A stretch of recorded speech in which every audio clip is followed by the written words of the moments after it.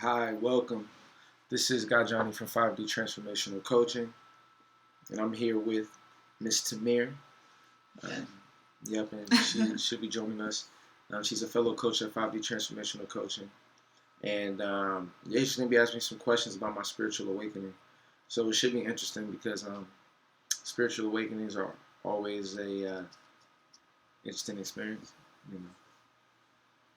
Yeah, so I'm gonna just ask Johnny some questions because I thought it would be good for him to share about how he got to this point and then also just introduce myself. Yeah. Okay, so what age would you say your spiritual journey began? So my spiritual journey, man, it began really at 18.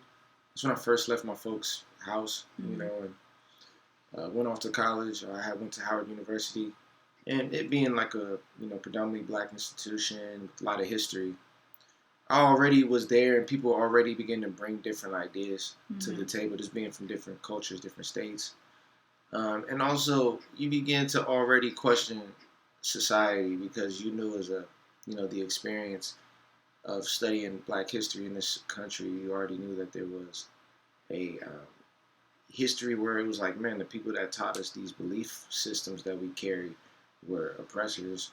That's how I saw while I was there. So I was like, I already could question the information. So that's kind of how it started, Okay. just in general. So when you're at Howard, just beginning to get new ideas and question information. Just question information, things like that. What do you think was your next And I made music too. I'm sorry. No, you're good. Yeah, but I made music too. So a part of making music is pulling from that creative space.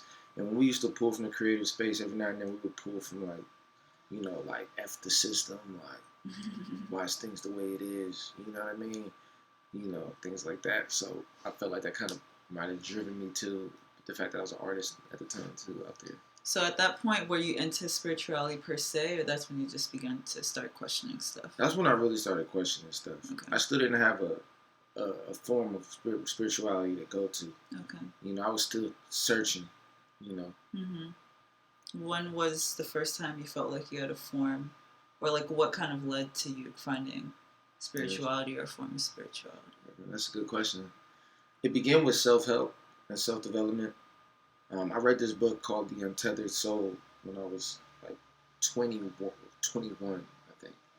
And that book changed the game. And where were you at this age? At this time, I was in college, but I was going through a rough time, because I had to leave the school I was at because I had some issues there with my financial aid, so that caused me to have to transfer. And then also, my music group, there was a lot of things going on there where that was kind of falling apart. I found myself and then I had to leave school, because I wasn't going there, so I had to go back home for a little while. And it just felt like everything I was building was crashing down, and it caused me to have to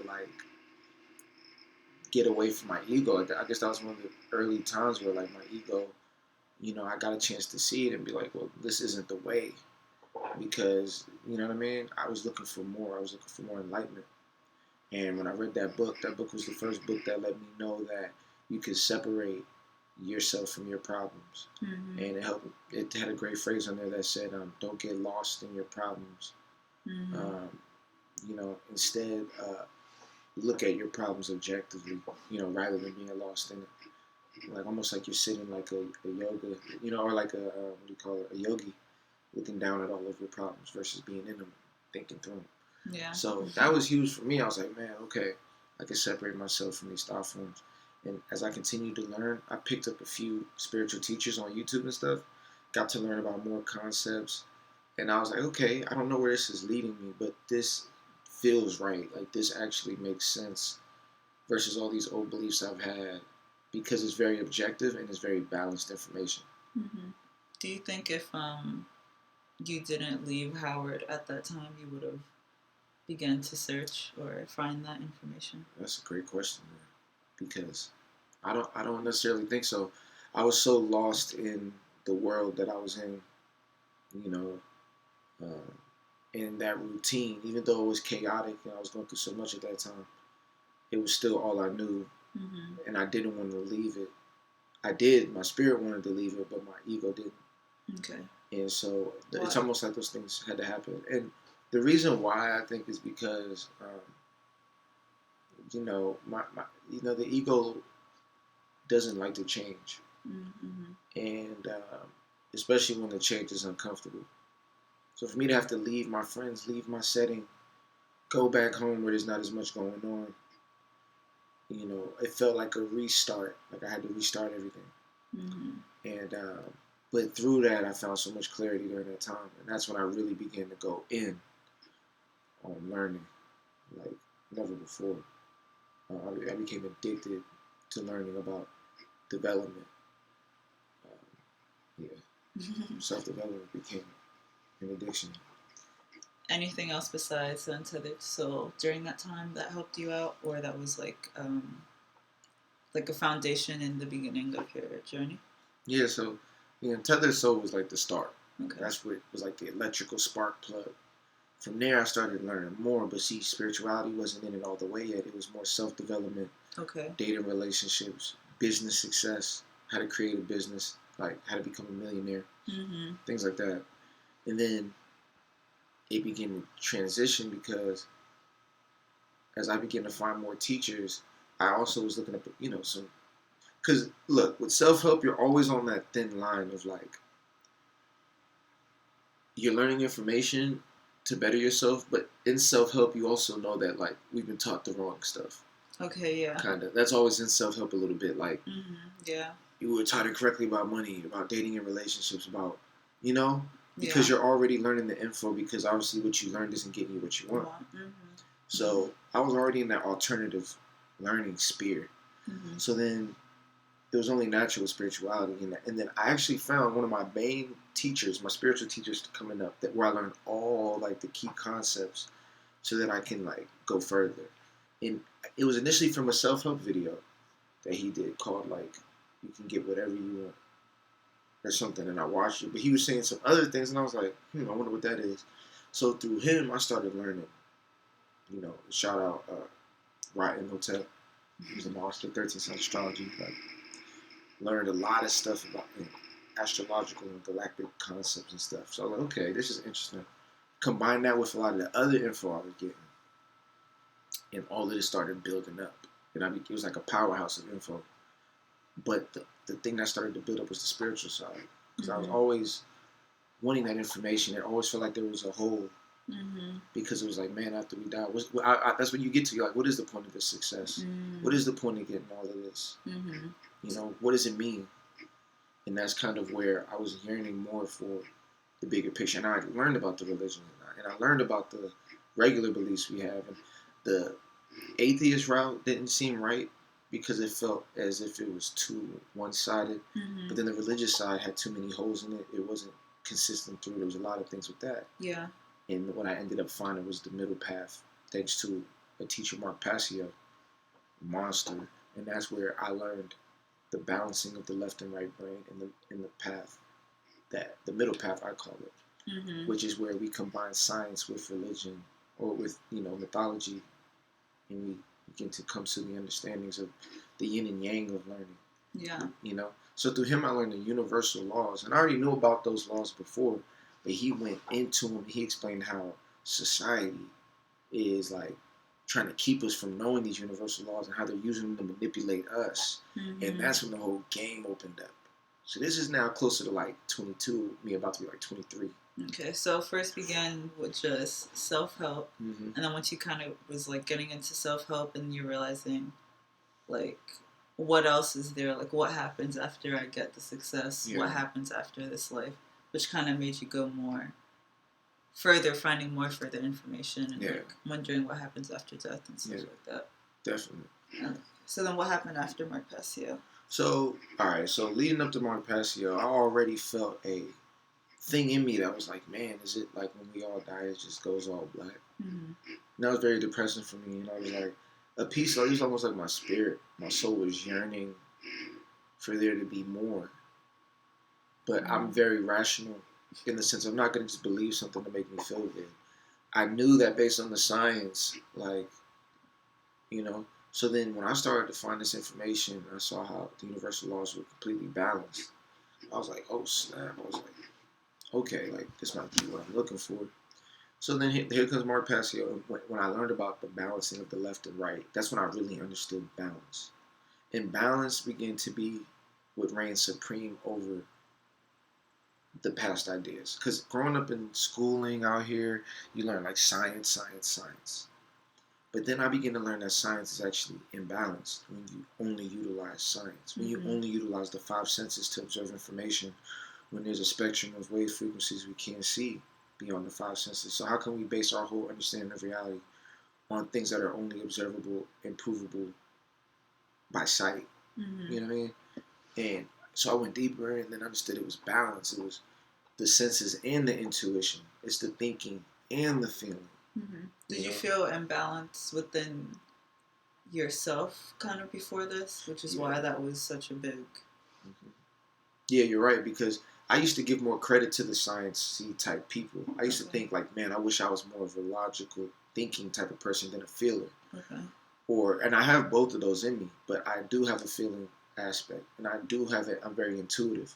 I used to be like, man, like I'm not as sensory oriented as a lot of people. I'm in my mind a lot. So I used to feel like my perspectives were junior to someone that could come off as a more, because I felt like they would look at what I know and be like, well, based on this logic, or based on these numbers, I didn't have a lot of confidence in that. Then I learned you're not supposed to be that sciencey ass person alone. You're supposed to be both. So, and I began to realize thinking isn't more important than feeling. They're equally important. Sensing isn't more important than your intuitive ideas. They're equally important. It's a balance of both. And that's when I said, oh, snap.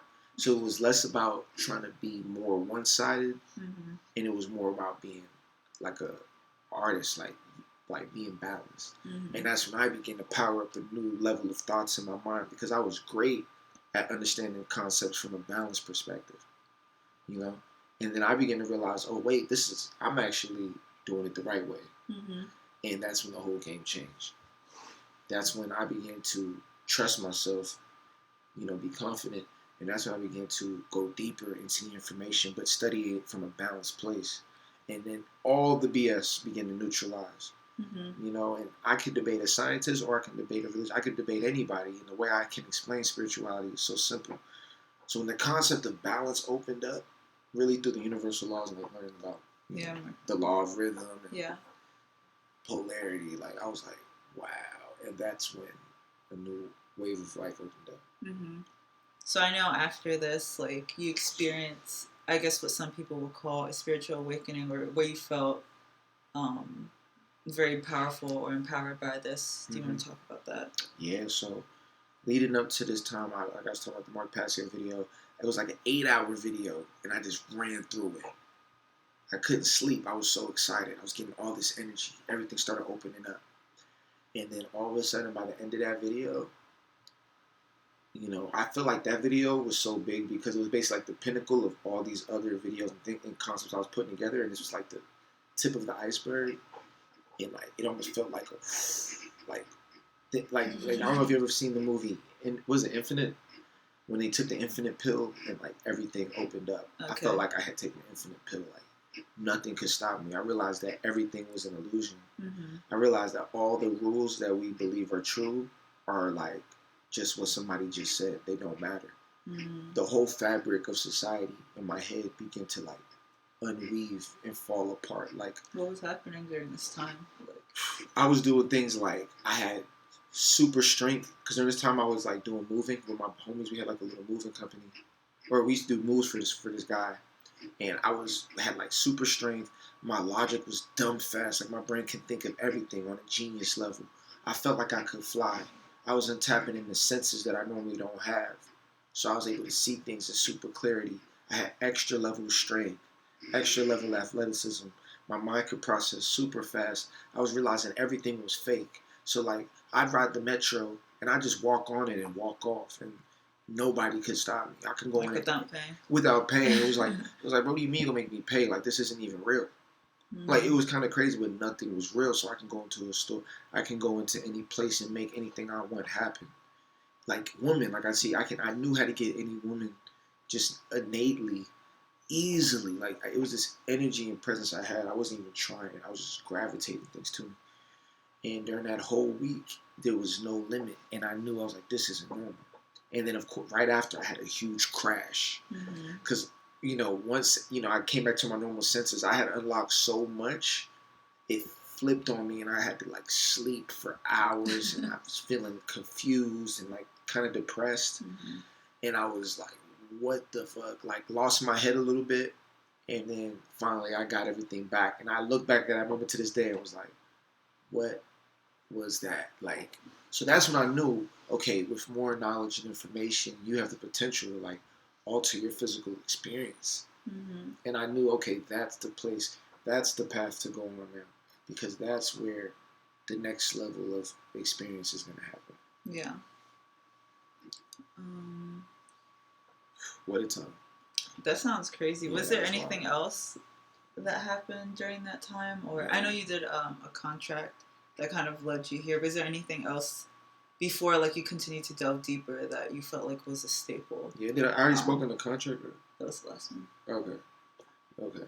So just to speak on that again, I basically, like, right before that, I had wrote a contract to myself. We write all these contracts out to all these other people. And I heard a smart person was like, look, make an agreement and, like, write out what you want to be, what you want to do to yourself.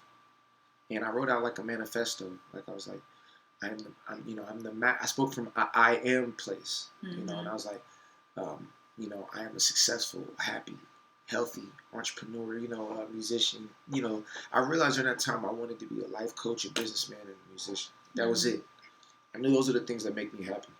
And I made an agreement on that. I said, I'm the master of the social world and universe, creator of forces much greater than money, thanks to my connection with the ultimate force.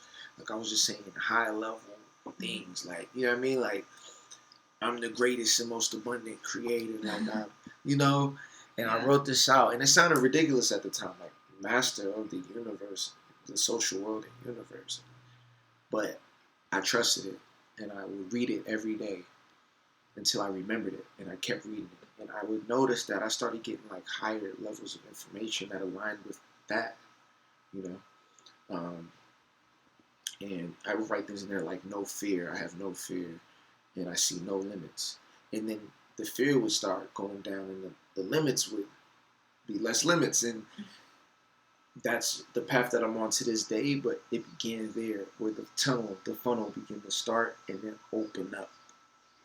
And then what once seemed like a impossible, vague dream is now becoming like a reality. So that was really big during that time. And it was right at that same time I had that spiritual experience. Yeah. What would you say, I guess, to someone beginning, their spiritual journey, or just finding new information or different information? So yeah, what you want to do, you have to be open-minded, and you got to move with your heart. So, like, for me, my heart led the way, because I went to my homie that was a Christian and really tried to learn the depths of it. I took classes like the Bible was literature. And I had a homie that was Islamic, that's a Muslim, and I studied that deeply. And I studied every science because I really wanted to find the truth. It was never an ego thing. It was never about right or wrong. It was just really trying to find out what's the truth.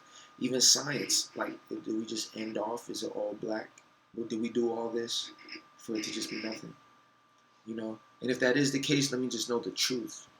But my heart was pushing me, and the more info I got, I didn't understand all the concepts, and that's what I want y'all to understand. You might not understand all the concepts, you might not understand all the terminology, but you'll notice that whenever you listen to it, it just feels right. Yeah. It feels balanced. It feels undisputable. And that's what you want to look for when it comes to information. Have an open mind. Let go of your old ideas, and let your heart push you, not your brain necessarily, because your brain has fear associated with it. Because if you get a new idea that challenges an old idea, now you're triggering fear. That's why you got to let the heart lead you. Because when the heart's guiding you, this frequency doesn't matter. This is what is the main thing that is approving whether you're going to keep following the path. So I really went with my heart and used my mind to just fact check, but be mindless.